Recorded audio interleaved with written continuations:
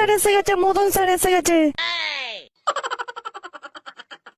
তো বাচ্চারা, আজ আমি তোমাদের ক্লাস নেব পাঁচমিশালি জ্ঞান। চুপচাপ মন দিয়ে শুনবে কিন্তু, আর বেশি কথা বলবে না, নইলে বাইরে বের করে দেবো। ঠিক আছে স্যার, আমরা চুপ করে আছি, আপনি ক্লাস শুরু করুন।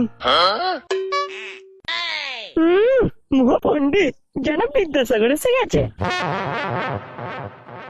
এই এখন ফেসবুকে কি চলছে দেখেছিস? পুরো হাগিয়ে দিচ্ছে, এত পরিমাণ হাগছে যে দীপঙ্করকে পুরো ঢেকে দিচ্ছে। দীপঙ্করটা আবার কে ভাই? আরে বাড়া, চিনিস? সেই যাকে আমাদের সরস্বতী পুজোর ফাংশনে ভাড়া করা হয় না বলে আমাদের বক্সের সামনে হেগে দিয়ে পালিয়ে গেছিল, সেই মালটা। ও সেই ভেড়াটা না, যে সেই গান করার সময় মেহে মেহে করে গান করে, যার নাম দীপঙ্কর হাগছে। এই জন্যই তো বড় মালটা হেগে দিয়ে পালিয়ে গিয়েছিল।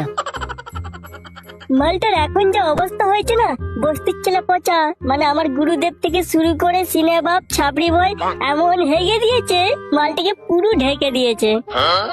কি বলছিস রে ভাই? তাহলে তো এই আনন্দে একটা গান করতেই হয়।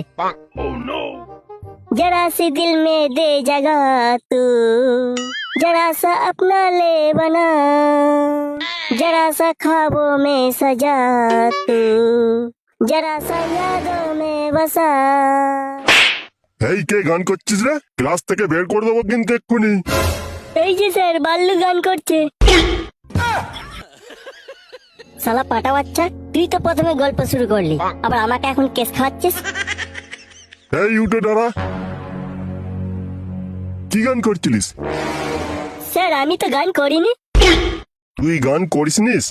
না স্যার, আমি গান করিনি স্যার, আমি তো গানের সম্বন্ধে কিছুই জানি না।